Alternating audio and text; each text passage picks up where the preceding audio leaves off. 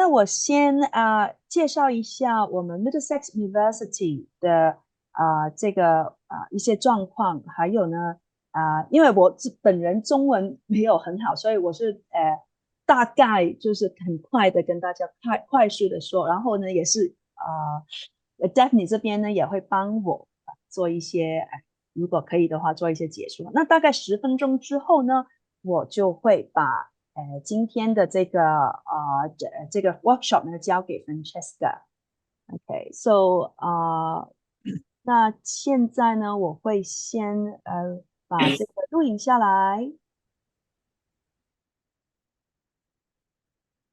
Recording in progress. Okay. Hello everyone, this is Kay from Middlesex University Asia Pacific Regional Hub.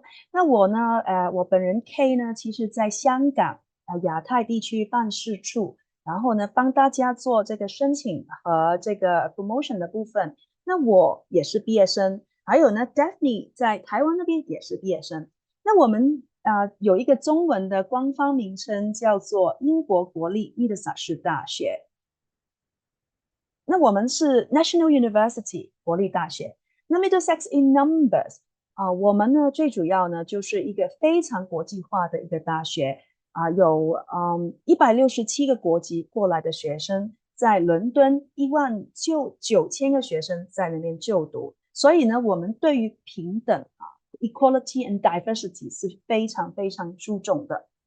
然后呢，其实我们在伦敦已经有140年的教学历史，其中呢，我们的艺术系当时叫做 Country College of Arts， 是从1882年已经开始在美术的部分教育伦敦地区的学生。那其实我们在伦敦呢是30分钟就可以到 Central London。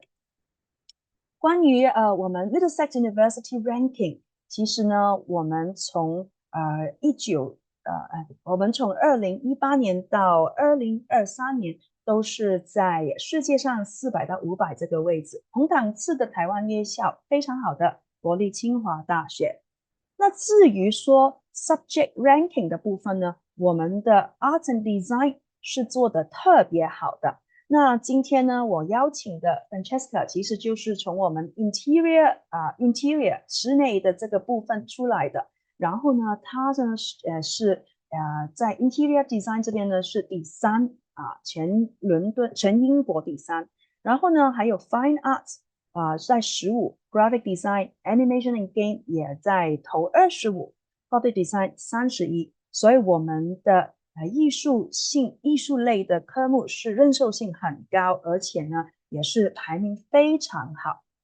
那我们在 Middlesex University 呢其实是一个 full London experience。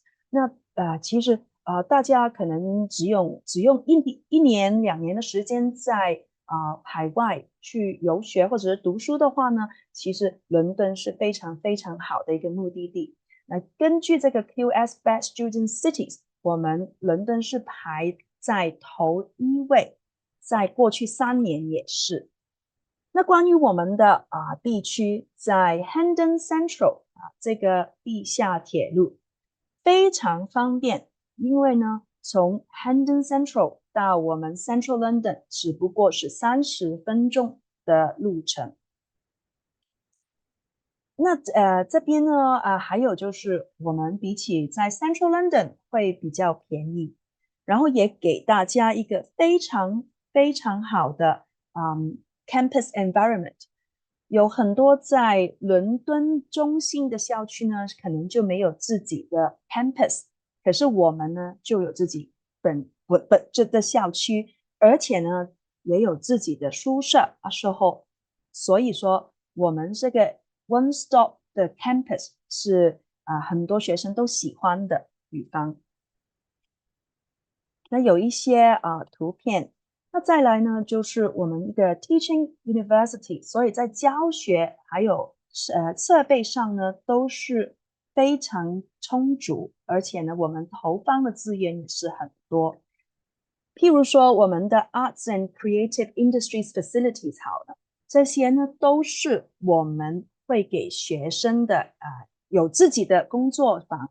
那你看到这边右下角的这边都是学生自己的工作坊，而且呢都是1年都不用搬走你自己在这边工作，而且老师呢也会有时候在这边教书，然后呢在这边游走看一下学生有没有什么 problem 这样子。所以我们所有的设备都在同一个 building 里面。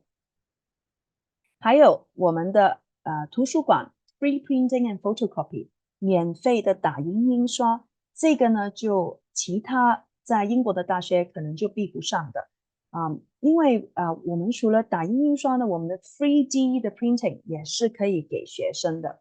还有就是电子版我们的电子书本。那至于系所呢，我们就是 Faculty of Arts and Creative Industries 里面呢包括就是以下 Media、Performing Arts、Design 和 Visual Arts 的部分。Arts and Design 的这个课程呢，其实你看到已经大部分在这边 Animation 的 Fashion、Fine Arts、Graphic Design、Illustration、Interiors 还有 Photography。然后如果呢你们是想读比较媒体多一点的话呢，还有 Films and TV、Games and Visual Effects 就 Creative Media 当然也有表演艺术的部分。那为什么我们强调Arts and Design 在伦敦是非常好的一个地方呢？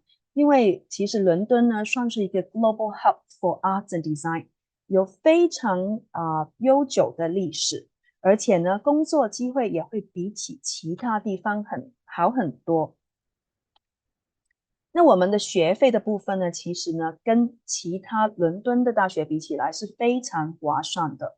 我们是大概就16,600英镑到17,955英镑不等，这个已经是1年的硕士或者是1年的大学学位的这个学费。那其实今天呢，我知道大家注重的是这个 Francesca 的 workshop。那下面呢，我就有很多的 entry requirement 的东西呢，可能这之后呢再跟大家去 sharing。如果呢有什么样的问题的话呢，可以呢在 Francesca 之后的这个workshop 里面再说。当然最后我也跟大家 share 一下我和 Daphne 的这个联络方法。那现在呢我就交给我们的Director of Program Francesca。Hi, Francesca. Are you ready for your workshop? Okay, you need to unmute. Yes. Hello. Good morning, everyone. Thank you so much, Kai, for the introduction. I didn't understand much, but luckily the word is light, so I'm quite familiar. So good morning, everyone. It's really exciting to be here. It's as Kai mentioned and Daphne as well, it's the first time we make a talk in Taiwan, and hopefully there will be sort of a closer relationship in the next few years. So good morning, everyone. My name is Francesca Murialdo. I'm the Director of Programs at Middlesex University. Our expertise is in interior architecture and interior design. We do have 2 bachelor degrees and 1 master. I have a little introduction about Middlesex, well, actually, about ourselves, about interiors and what we do, and then we will start the workshop. Please do not worry. I know that the word workshop might be a bit worrying because you might think there is a lot of work for you to do, but most of the work is for me, so you don't have to worry. But when we discuss the ideas on what to talk about, we thought that maybe some of you were not coming from an interior background, so we were looking at something that could bridge different interests. I don't know if that's I can't even see you, I just see the names, But I don't know if you are studying interior design or interior architecture, all of you, or if there is a mix. But what we're going to be talking about today, it's something that it's very important for the discipline of design, of interior. But of course, it's, as you will see, it's important in a broader context of design. So it is a workshop because I want this to be a discussion in between us. I don't want to be the only one talking. And in the end, there is the possibility for us to engage with a little bit of discussion. And that's why it's a workshop. So don't worry too much. And let's see how it goes. There is a chart. I think there is a chart. So if you've got something you want to discuss, or maybe just a comment, so please do add your comments to the chat. While I will be sharing the screen, I'm not sure I'm going to be able to see the chat, but you know, we will see at the end if there is anything really that you want to talk about straight away, you know, just shout. I think that's the best way to do it. So first thing first, let me try a time to share my screen so we can start straight away.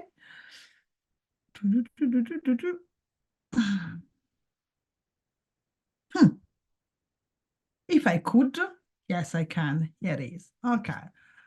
I will just share the desktop. I think that's the easier way.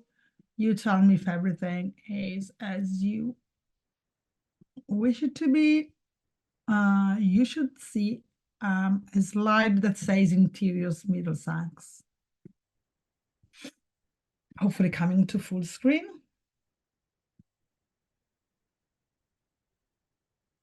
Is that what you see?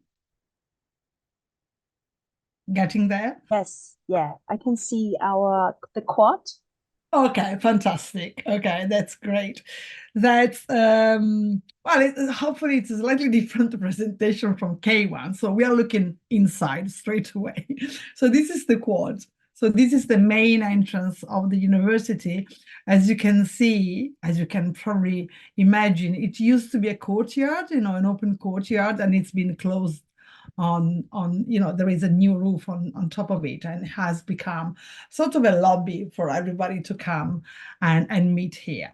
So welcome, you know, this is about interiors at Middlesex. Who are we? You know, just a little bit of an introduction. I think the disciplines of interiors are really super interesting, but it's a context that it's actually quite wide, and there are a lot of courses and a lot of sub-disciplines. So it is maybe useful to tell you a little bit more about what we do at Middlesex. Kay has already said, you know, we are a quite big university, very big to be in London, and we are a very international one. We've got, you know, the great opportunity and advantage to be in London, and being in London and being a designer, it really allows you to expand. So, you know, the teaching and learning doesn't just happen in the classrooms, but the teaching and learning actually happens in a live sort of classroom that we can use, that it's the city itself with its many spaces, but also with the many opportunities that the city gives you as exhibition and talks and, you know, and events. We are interiors. This is the studios. So I'm sure you are quite familiar with the way that we teach and the way we learn, that it's what we call a studio-based discipline. So it means most of the work, we do it together, and there are some briefs or design challenge that students are given, and students will develop, you will develop a project through conversation with your colleagues, conversation with different tutors in order to progress to further stages. This is the studio at Middlesex. As you can see, this was the submission day in which everybody brings in all the work they've done and they get graded at the end of the term.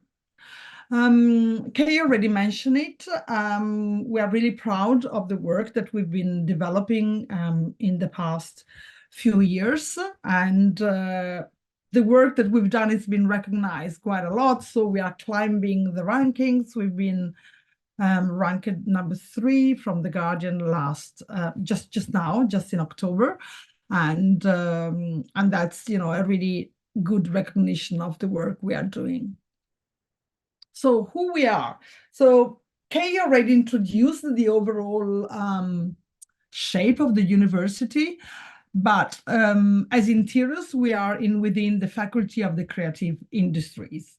And within the Faculty of the Creative Industries, there are 3 different schools. The School of Design, that is where we are, and then there is the School of Arts and the School of Film. Inside each of the schools, there are a range of different programs. And being inside a school, it's really a nice settings, because of course, you're going to be focusing on the program you're going to be enrolling on, but a lot of other programs have got interesting practices, maybe interesting workshop, and there is a lot of overlap. So being in a School of the Creative Industries or design in which you've got programs such as graphic design, product design, fashion design, it's really interesting because it gives you that mix of culture and practices that it's really useful to any designer. As I mentioned, in the directorate, we do have 3 programs. We've got 2 programs that are BAs, and one is interior architecture, and one is interior design. I will briefly explain what's the difference in between the 2 things. And then there is an MA, and the master program brings together architecture and design. So what it's all about, what do we do in interiors? In interiors, what we really do is to question every time again and reinvent every time again the way we inhabit spaces. And when I mean inhabit, I mean the way we live, the way we work. So it's residential spaces, office space, but everything really, from retail spaces to public spaces such as museum, libraries, or anything else you can think of. It is about making places.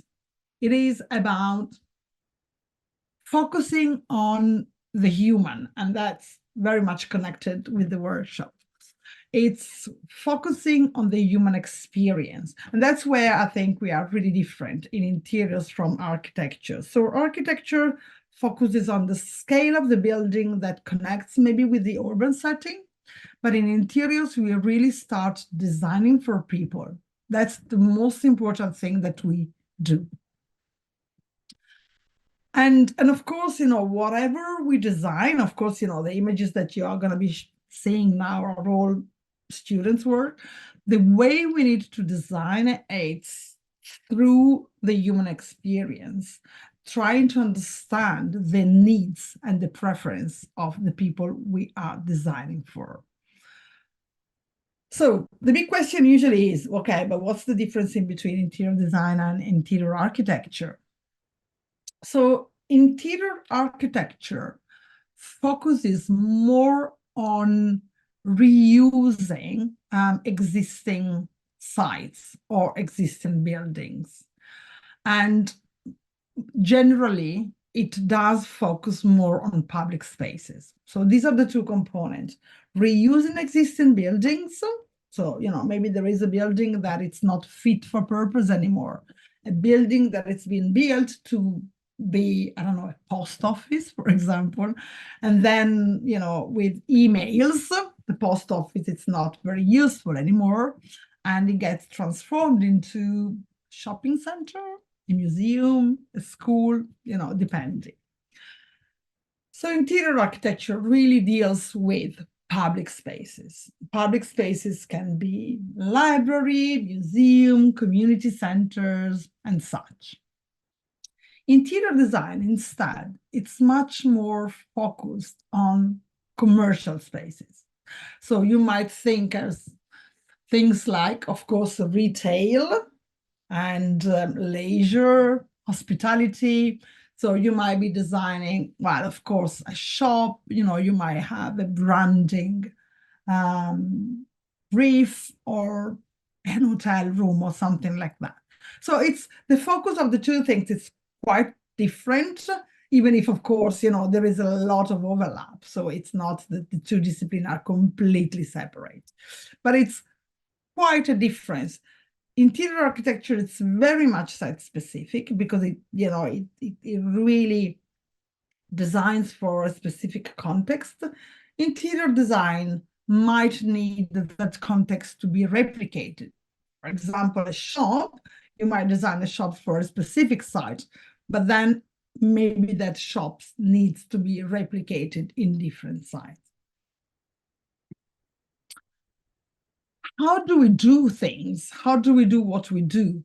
So we use a range of tools. We really think that design is a discipline that needs to be expressed through many different tools. I know that you surely are very digital because, you know, that's how your generation is. And I'm sure you are probably very good in using softwares and renderings. But we really will encourage you to use every possible technique, because every possible technique brings together a different way of thinking. So we will be doing we do a lot of making in different ways, you know, starting with maybe, you know, really simple cardboard making through to digital fabrication. We've got a really nice workshop at Middlesex, so we get the range. But of course, we want also you to experience places and, you know, go and see and be critical and be able to present, be able to talk, be able to write, and to be confident about your ideas that are the most important things for you. And we do that in a range with a range of collaborations. I think what we are really, really good at Middlesex, it's to engage with a huge amount of different partners. They can come from industry, so sometimes we've got companies coming to us and asking us to think about a specific challenge. They might be mentors, they might be people from, you know, practices. Sometimes we do invite them in to run reviews. There might be competition sometimes. And then again, we do have a lot of collaboration with other universities around the world. We do have a few programs franchised around the world, and a lot of university friends through which we exchange, we share, and sometimes students do work together.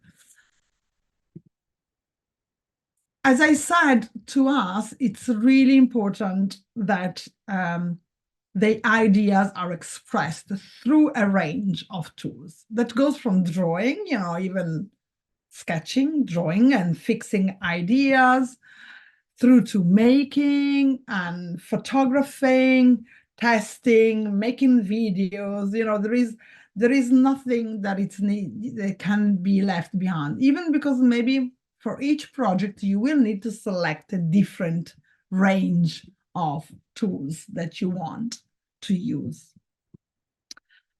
These are just some of students' work of the past years, and I will quickly flick through just to show you how different they are one from the other. So that's the thing we're really proud ourselves about, you know, the ability to allow each student, that's really important, we think, to develop its own communication style. That's really, really important because you need to stand out and you need to express your individuality.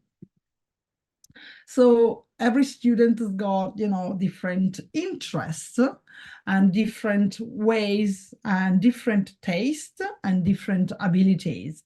And that's really interesting at the end to see how they can develop and put this together. Both in the last year of the BA and in the MA, students are able to make their own choices in terms of design topics. So we usually give them a sort of a general framework with some, important elements to underpin their project. But of course, we encourage students to take on responsibility for choosing specific topics. And you can see, there is a very wide range of possibility. And this is us. So this is what Interiors at Middlesex is. And said that, introducing it, I will now start the talk itself, that it's about people, as I mentioned before. And it's about equality, diversity, and inclusivity, and how these values are extremely important. Well, they are extremely important in general. They are extremely important, hopefully, to everyone. But to us as designer, even more so. So this is the talk tells a series of consideration, and it's part of a bigger project that it's been developed in collaboration with Lincoln University. So it's Middlesex and Lincoln. We started talking about it during the lockdown. You will remember the lockdown a few years ago. And we started developing ideas on how important is to represent people in our drawings. So as you all know, because we need to communicate the use of the spaces we design, at the end, we always populate our drawings with humans. But the way we do it makes a lot of difference. So this is an introduction. I will also talk a little bit, not too much, but a little bit about psychology. So be prepared. And even because psychology, it's something that, again, it's super important for a designer.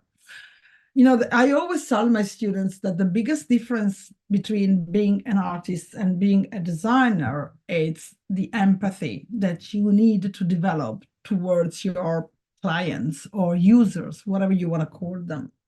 So if you're an artist, it's fine to do things that you like.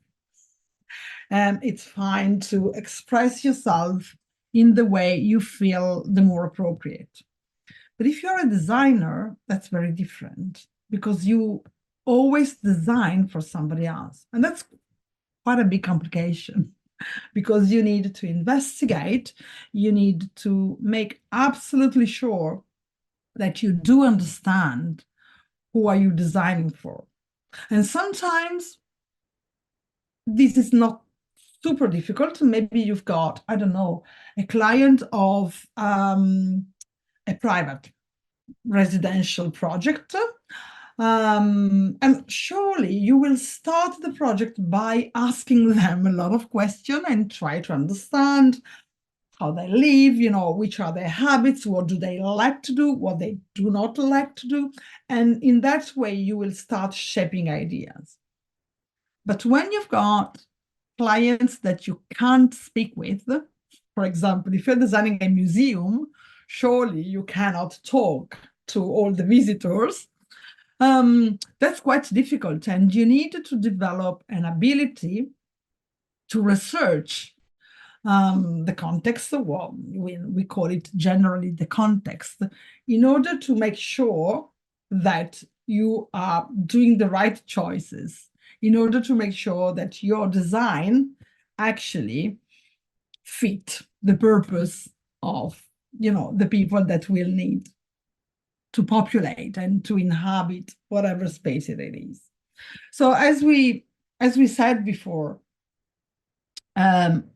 interior, it's a human-centered discipline. That's what it is. It's not user-centered or user-friendly. That's a different thing.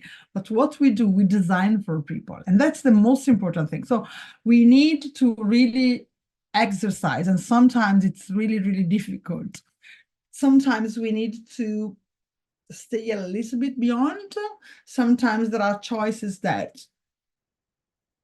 it's not our first, but we understand it's the right choice for the client or the user. So it's really, really important. The other important thing is that what we do, it's extremely important. So, a lot of people, I don't know, in other disciplines, thinks that interior design is just a very superficial discipline in which we go and we decorate, we change the color of things, we shuffle furniture around. But in reality, what we do is extremely important and has a huge impact. You think we live in interiors all our life. It's, in your home, it's in your university, it's in your office, it's if you go to a museum, to a cinema, in a shop. So the way those interiors are designed has a huge impact on people's life. So, it's really important to remember this. So again, we want to talk today about equality, diversity, and inclusivity, and how important it is to make sure that whatever we design get perceived as being a space for everyone. And of course, we want to talk about it from a design perspective. That's what we are really here for. Why inclusivity and diversity? And it's such an important thing for us. Well, there are many, many different reasons. Well, we live in a global, connected, hyper-connected world. And the way we can connect and understand different cultures opens up our mind. Just think that, not many years ago, but just maybe 50 years ago, people couldn't do anything like that we're doing now. People couldn't travel as easier as we do now. And there were not so many opportunities to exchange ideas. But here, we've got really this opportunity, and we need to make sure that we embrace it. And as designers, that will add new perspectives and ideas to whatever we do. So multicultural experience at Middlesex, we're really proud ourselves because it's such a multicultural place. And I think that makes the whole experience really different from any other university. Because, you meet, you're in London, that it's already very much a multicultural place. But then when you study, you talk and you work with people that comes from a really different background. And this is really something that adds, and gives you additional tools for the work that we do. So as we mentioned, the quality of the spaces that we research, that we analyze, and of course, that we design has got a big impact on people's life. And when we start designing them, of course, communication becomes the most important thing. As you know, you can have the most wonderful idea in the world, but if you can't really communicate it to anyone, if you can't communicate it to your client, it's an amazing idea, but no one will know about it. And because of that, when you communicate every component, it's really important because everything contributes to the understanding. And of course, hopefully also of the approval of the design proposal. So it's about your drawings, of course, it's about your ideas, it's about your talking, it's, everything contributes. And these talks focus on the fact that one of the main ingredients is the way you depict, the way you design people. And you will see across the presentation a lot of different ways of designing people. And of course, it's all students' work that it's been developed across the year. So when you imagine in interiors, well, we design spaces, so we can't really prototype. It's impossible to prototype a thing as big. So the main tool that we have, it's visualizing in different in different ways, using different tools. But we need to visualize things. So it can be rendering, can be collage, whatever it is. But we need to communicate our client, our user, how we imagine those places to be inhabited, used. It's really, really important because there is no other way. So we cannot build it to test it. We need those visuals. And the way we choose the details, the way I'm sure you spend a lot of time in understanding which kind of light do you add, which materiality, how to depict atmosphere. It's really important because it might change everything in the perception of the space. But at the same time, also, the way we insert people in those spaces can help removing barriers between people and communities and foster a better world. So since I studied architecture, things have improved a lot. And accessibility, it's not intended as it was just for wheelchair. But now we are much more aware that spaces need to be accessible.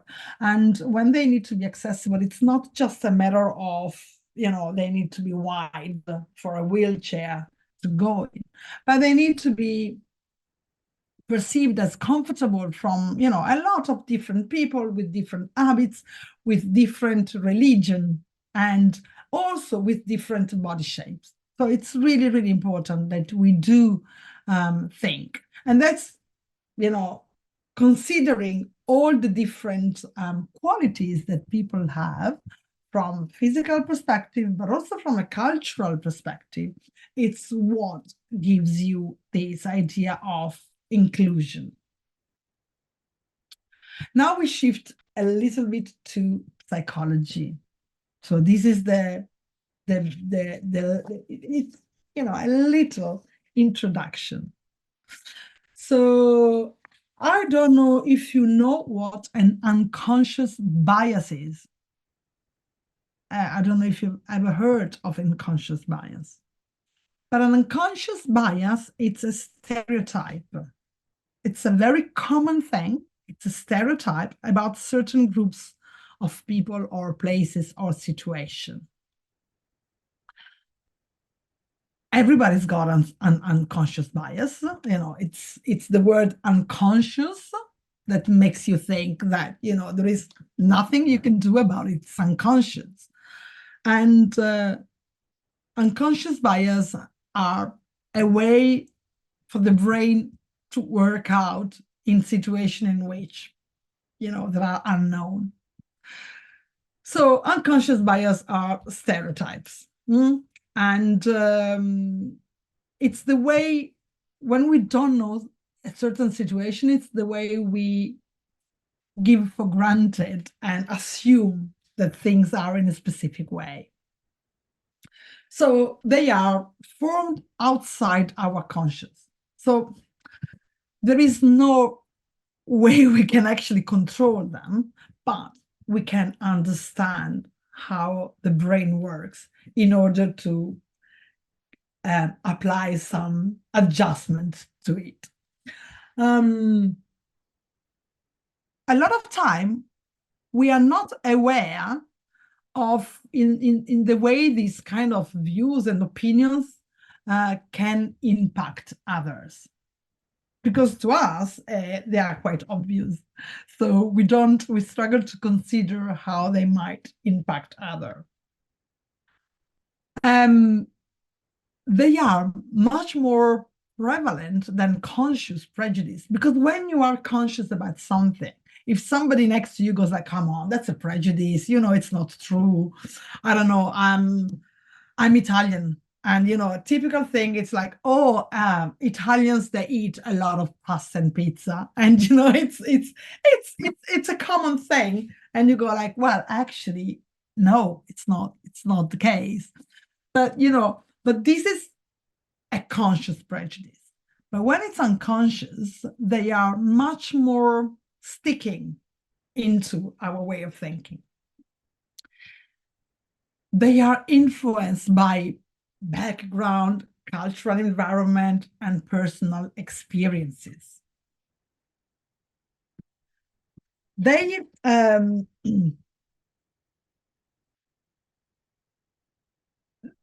kind of, as I said, it's a way for the brain to work out in situations in which can't work out otherwise. And so it sort of try to organize things by categorizing. As I said, it's absolutely normal thing for your brain to do. And it's also very, very useful, because when you're in a situation in which your brain needs to make quick judgment or assessment of the situation, that's where they come into place, unconscious bias, and they allow you in a fraction of time to be aware of the situation and to take quick decision.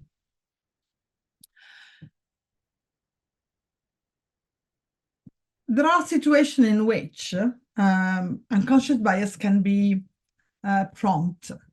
For example, they might be more prevalent when you are stressed, when you work under pressure, and when you've got too many things to do. It's like, again, it's a way of the brain to simplify things. When you don't have enough time, you need to simplify things, and that's when the brain starts making things into categories. And then let's do some examples of bias that I'm sure we are all experienced at some point in time. The first one, it's a really good one. It's the affinity bias. It's an unconscious preference for people with whom we share similar qualities. We think they are familiar and relatable, and that applies to everything. So we tend to consider more reliable people that share with us similar qualities. But that's, you know, if we go back to what we just mentioned, we understand how this prevents us to have more open ideas about other ways of experiencing things. And of course, a reduced exposure to creativity. Well, you know, if you just listen to music, or, you know, if your friends just listen to the same music as yours, you're probably never gonna listen to anything different. So, you know, there is something that you will actually miss. Another one, it's the confirmation bias. So we search, and I'm sure you've done it I've done it many times. We search for evidence that backs up our opinion. So instead of, when we've got an opinion, instead of looking for reasons to counter balance their opinion. We do the other way around. We look for opinions that actually confirm what we already thought. And of course, this leads to being very selective in our observation, and and probably having a lack of critical thinking about things. The beauty bias and the halo effect, that's really interesting as well. So there is a general tendency of thinking that the most attractive, so physical attractive individual will be the most successful. So that's really, really common. And our unconscious bias tend to kind of putting together the beauty, so the physical aspect of a person, thinking that that aspect will influence, and it's, it kind of merges with everything else. And the halo effect, it focuses on one impressive feature about a person, and then everything about that person becomes, sort of merged. And again, you can, and there are many other, there is the horse effect, the attribution bias, and many other interesting ones. If you are somehow interested in this idea of the unconscious bias, you can do a little bit of research by yourself, and you will see. And I'm sure you will find yourself, you will go like, oh, right, yes, I remember, I know exactly what this is. So, as I said at the very beginning, there is nothing we can do. So having unconscious bias, it's completely natural. Everybody's got unconscious bias. There is nothing wrong about it. It's the way of the brain to making things easier for us and to organize them into categories. But it's important to understand the nature of bias, and it's important to know that we do have unconscious bias. And of course, when we do that, when we do a little bit of research about them, then we can surely better reflect on the situation, and we can advise somebody else saying like, oh, well, actually, I think you said that thing because there might be sort of a bias that you have. And we will question ourselves much more. We will try to be more inclusive and try to question ourselves in order to try to understand everybody else's situation and position. And of course, just this would be fantastic for everyone to do. But of course, as designers, as I said, because we absolutely need in a professional way to understand the necessities and the desires and the needs of our client. This is really something we need to be really, really careful about. So remember that it's never designing, it's never about doing something for somebody else, but it works really well if you do something with somebody else. So you will always, to a certain extent, need to co-design.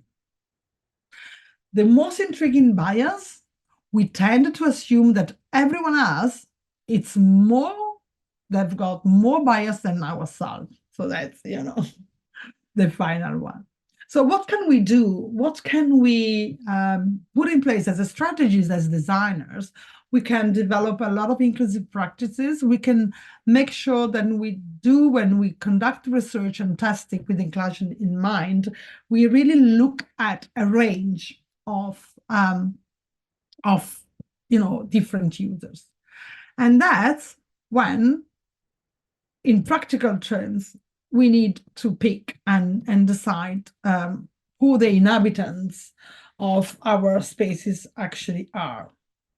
So, and that's when it becomes a bit tricky, because I think every designer, and that's not just students, but it's exactly the same in practice. And you can check what I'm talking about in magazines and design magazines and blogs everywhere.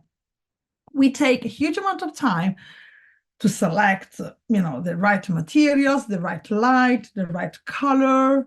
But then at the end, when we've got to populate with the humans, most of the times we download them from, I don't know, the internet. We just Google a man walking in the street. We download them, we cut them, and we paste them.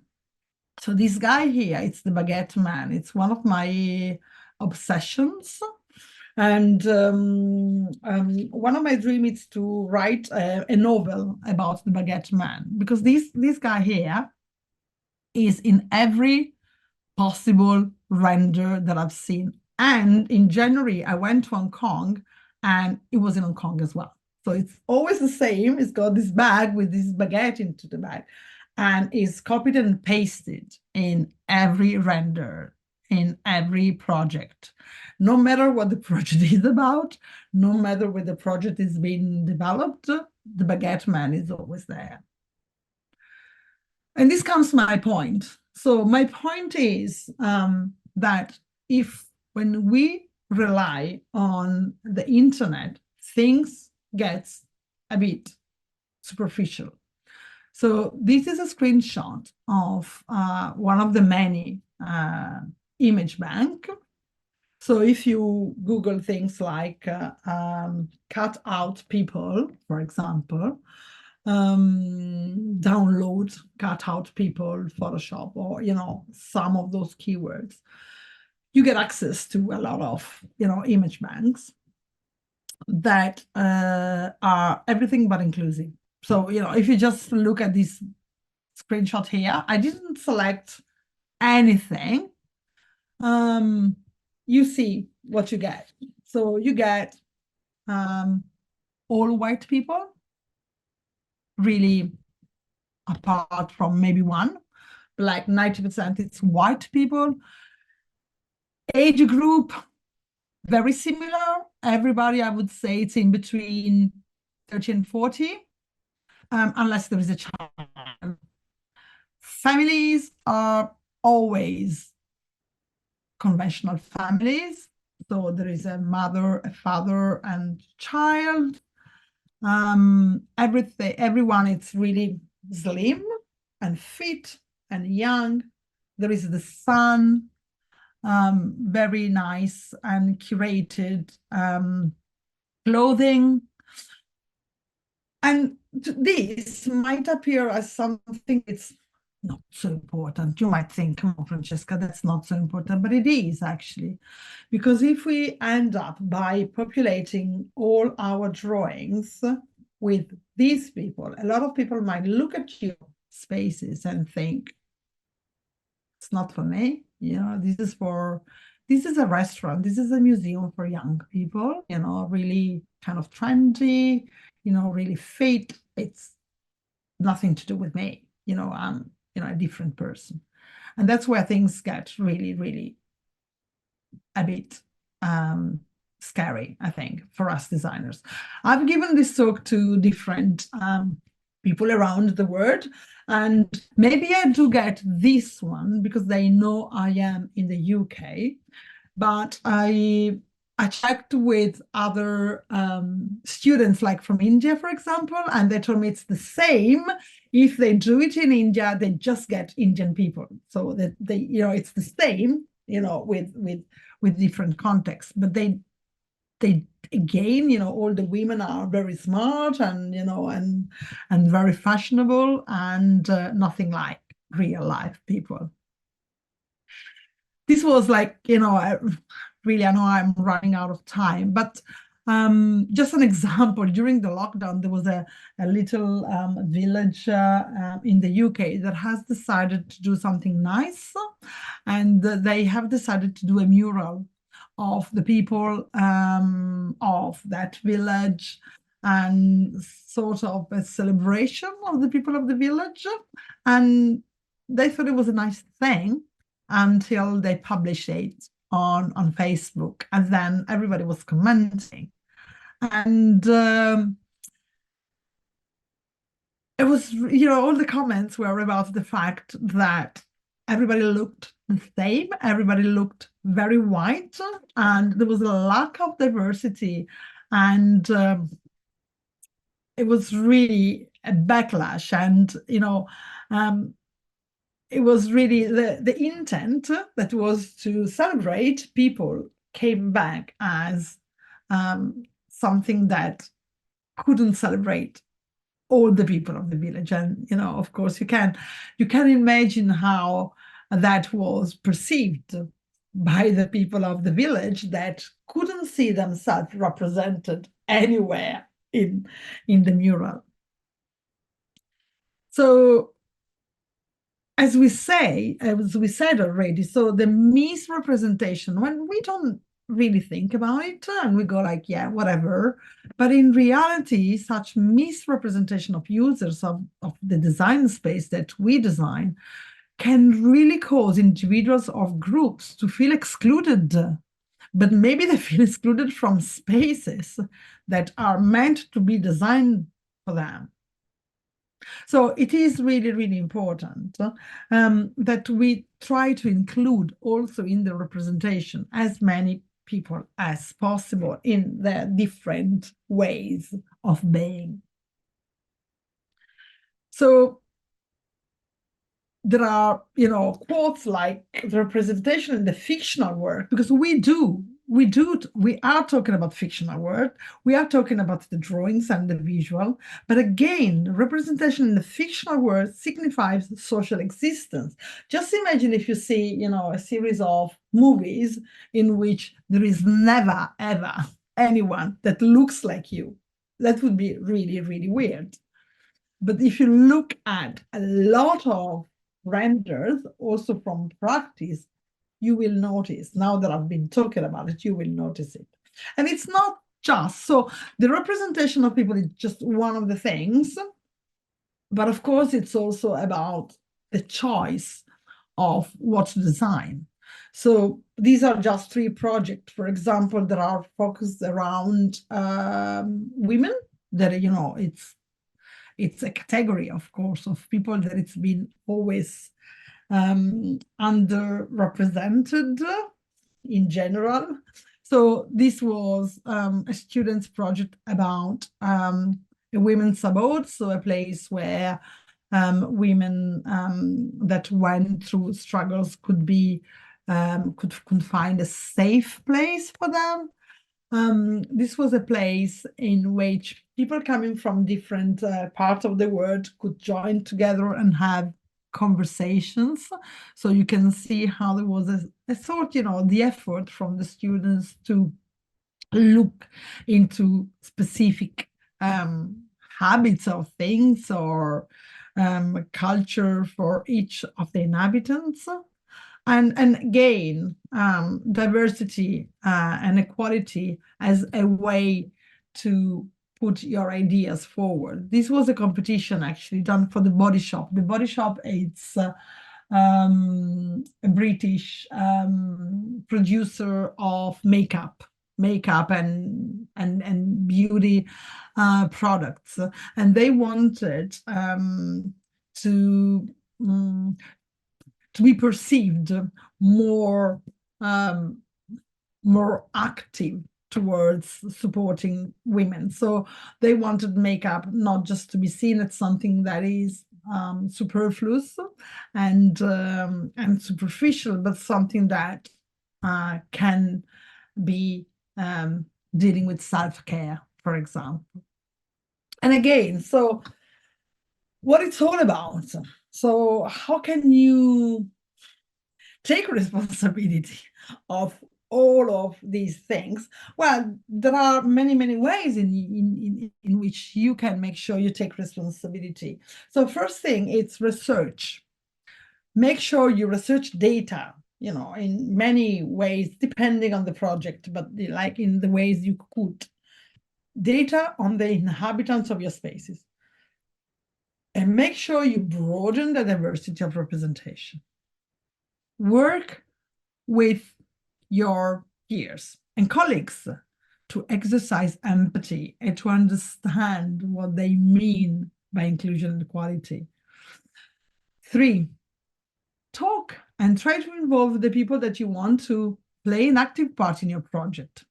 It doesn't matter if it's not a real project, but you can test things with people. Always, you can go interview. If you're designing a museum, the museum is not there, you don't have the use, but you can go to another museum and ask people there what they think, how they perceive things, what they think works, what they think doesn't work. Do more than what you usually do. Accessible space is more than a wide one, 12 wheelchair. So always remember that accessibility, it doesn't just mean an elevator in a building, but it's much, much more than that. So yesterday, when I was putting all the ideas together and thinking about yourself and the workshop, I was thinking, well, actually, maybe, because, the part of the workshop is that I'd like you to try to engage with some of the making. And then I was thinking, well, actually, maybe the artificial intelligence can really be something. So I will quickly test. And so what I did, I used Adobe Firefly, that it's one of the many things you could use. And I prompted. The command was people entering a new community center in, and then it was Taiwan. It needs to reflect diversity and inclusivity. That was the prompt. So the first one was this one. I was in Taiwan. A lot of blonde people apparently in Taiwan. The second one, to see, what the difference was same sentence, but I just changed London. And honestly, I'm not sure there is a huge difference in between.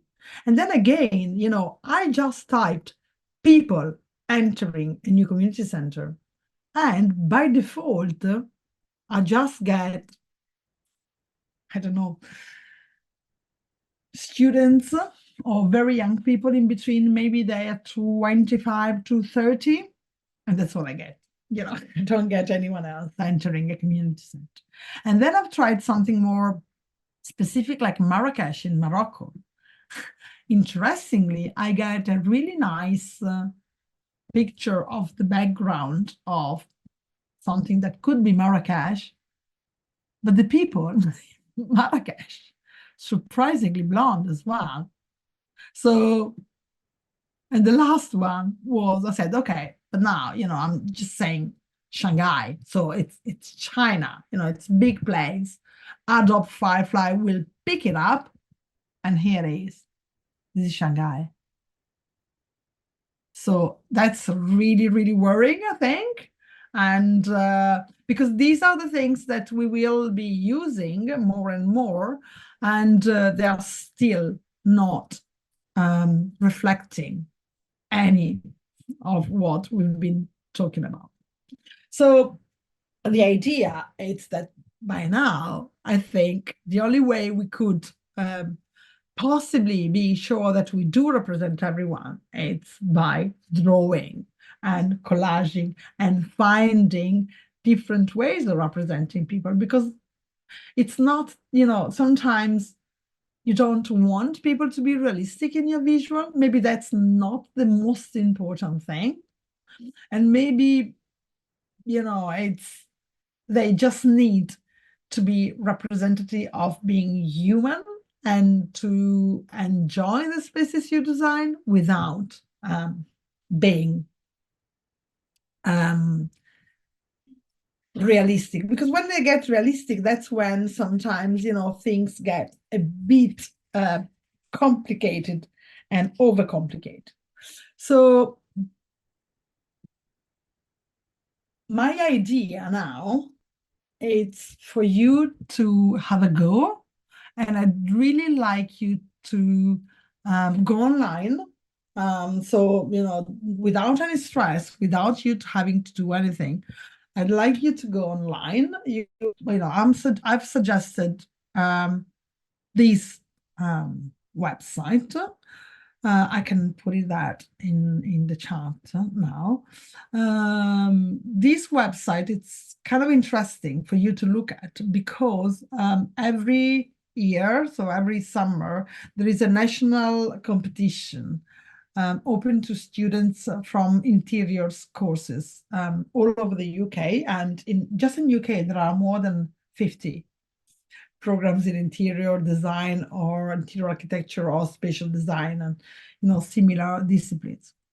So every year there is this huge competition in which students from any interior course get selected and can submit their project. There are many different categories in which they can submit, ranging from sustainability to futures and all of that.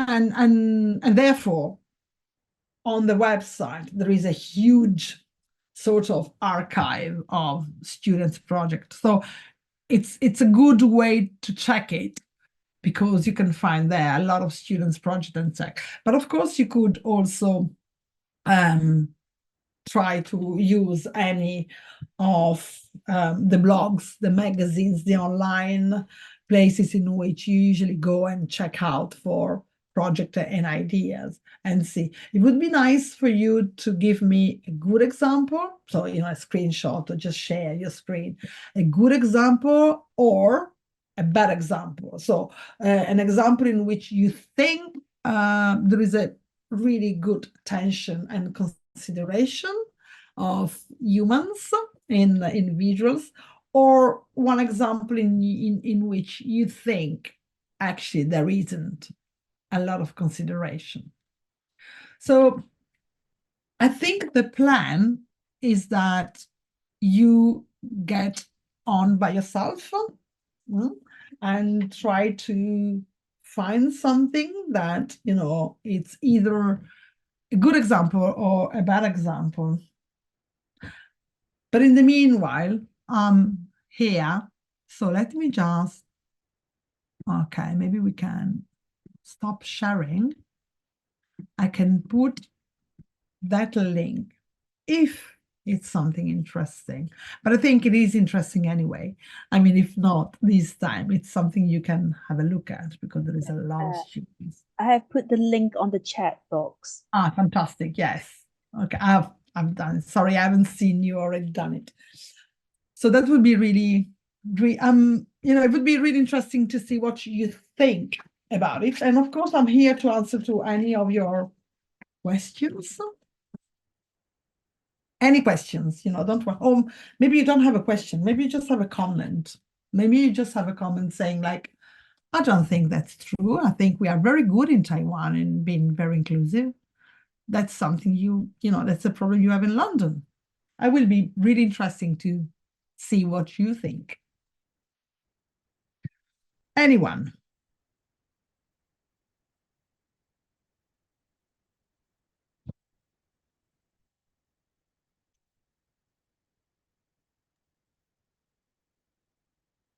大家懂那个 Francesca 的问题吗？因为他现在要求你们大家可以做一个小小的一个 project， 然后就是针对他给你们这个 link 里面，你们可以看一个你们觉得是一个很好的一个 example， 或者说是一个 bad example， 然后你们可以用它那来当做你们的一个例子，这样子。有没有任何的问题？懂老师的要你们做的东西吗？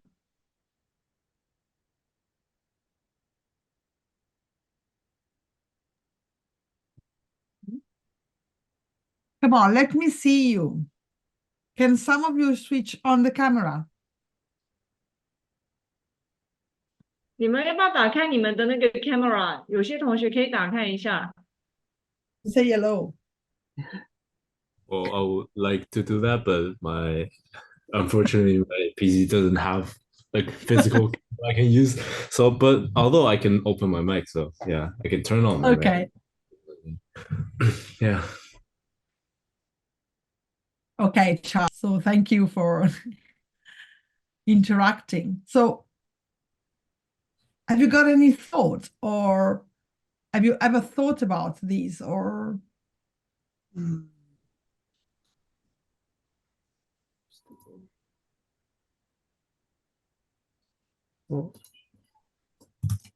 Well, my old school where I was studying war thing, we used to discuss about the climate and economy a lot back in like yeah, so I'm sure your so generation. I'm gonna look into that right.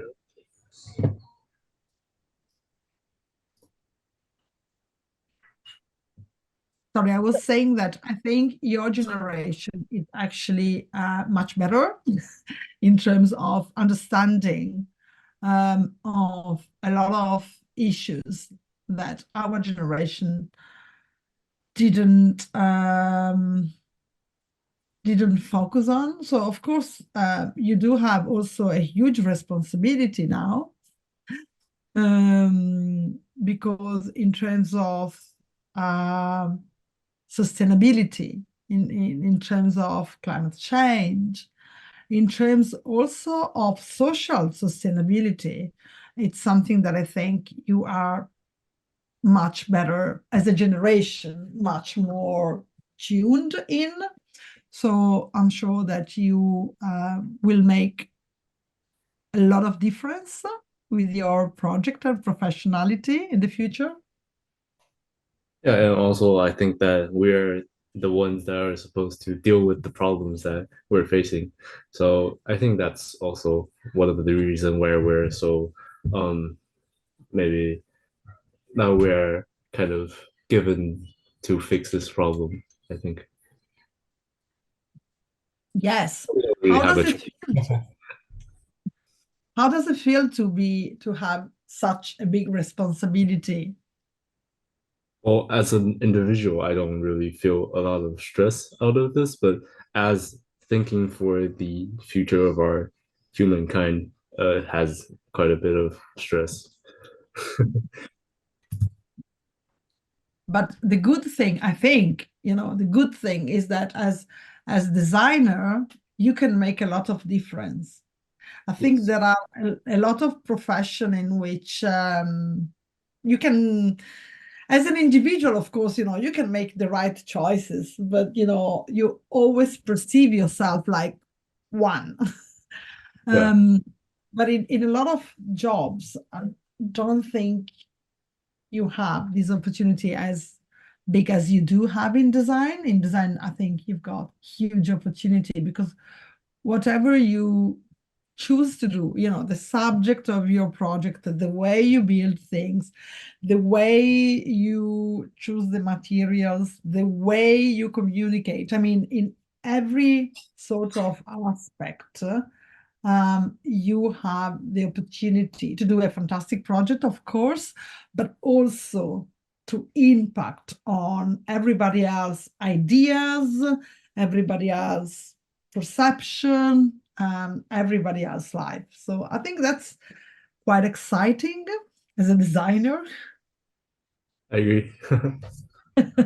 Hopefully.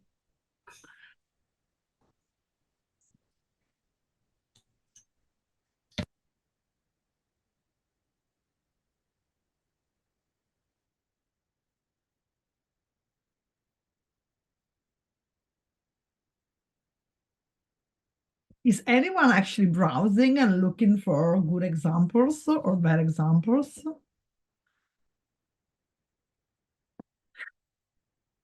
That's when everybody goes really, really silent, like,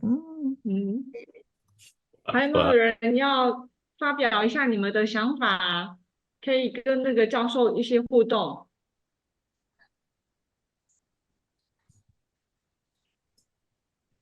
哎，那我又要开始点名喽。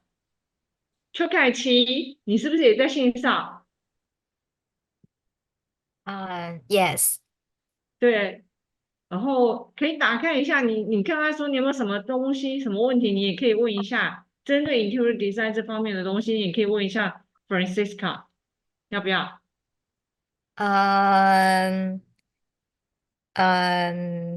I just joined this conference room, so I don't really know what you guys are discussing. Oh, Yes. okay, I see. So maybe you can say your question, or you can summarize it a little bit for me, then I can share my thoughts with you. It will be very, very long because it is about 1 hour for Francesca's workshop. But anyway, yeah, I know you are coming to interview with Francesca later. So maybe I can ask another student. YCC 在吗？ Yeah, because I remember I choose. So Oh. I just want to do something like, because Okay. I'm so although I'm not a student, but I just want to get it right. And then I'm also not an artist or designer. But talking about the examples, so I'm searching. So I'm going to share my screen. I guess all of the students can also share the screen. If you can't do this, then let me know. So I'm going to share the screen, and then like this is the website, right? So you're giving to us, and then we need to find like some good example or bad examples of the equality and diversity. Yeah. Okay, so let's see. So I'm searching something from, I can see student from Middlesex University actually. So this one. Yeah. So Christy Joe. So yes. you can if you press view submission, yes, then you can see. So so I just opened her work. She has been shortlisted under the climate emergency and sustainability. And the people that represent here in the building, I'm not very sure if a good or bad example, but I can see that they are all fit. They are very fashionable, but I think this is a fashion cafe. So it's something that she wants to represent as something quite attractive to young people. Yeah. So it is not very inclusive. Yes, and I think it's a really good point also because fashion, it's one of those topics that is quite delicate. So we need fashion to be very inclusive. We need to demonstrate that fashion is inclusive. Yeah. And I think the images, the people that walking around, they are all very fit as well. So cute and fit. This is what the image that she wants to represent, probably. Go to the next one. Sorry, the next page. So just. So there are more people with color in this page. Yeah. So I think, this is some of my finding. I just scroll it, and then probably, I'm not very sure if something that you want the students here, but attendees to like to share some page like this. Is it something that you want to do? Yes.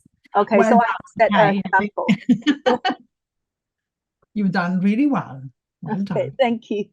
So this is, I'm not very sure. It is probably a little bit like bad example for the diversity, but actually they have a people. Maybe it's a middle example. It's not good. It's not bad. I think probably Christy, she's done an effort in at least to draw them herself and to try to have a bit of diversity. But I do agree, and especially for fashion, as specific as it is, I think we need to be really careful.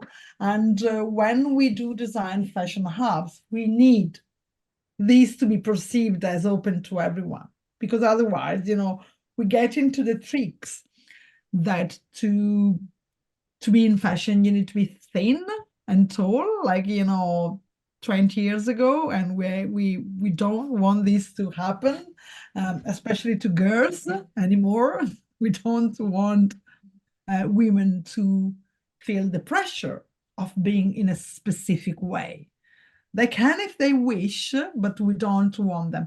And the way we do represent them, again, it is important, as Kay has noticed, I think.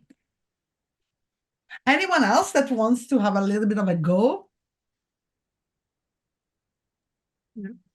I think probably we can start to interview with Miss Jill, because I asked her, probably Francesca will interview her about like at 15, I mean in Taiwan, like UK time 12:15, so it is overtime right now. Okay. Yeah, probably I can just tell all the students, 谢谢你们今天的参与，然后你们还有没有什么样子的问题？再给你们1分钟考虑。Yeah, I just say I give the students one more minute. Okay, so if they have any questions, okay, so you can just ask Francesca. Otherwise, we will just finish today's workshop. 如果说你们没有任何的问题的话，你们还是可以就是到时候可以跟我联络，因为刚刚 K 有把那个我的email 给你们了，然后你们可以跟我联络，也可以跟一起这边联络，然后有任何的问题也都可以再跟那个我可以再帮你们再传给，就再给 K， 然后让 K 跟 Francesca 问一下，好不好？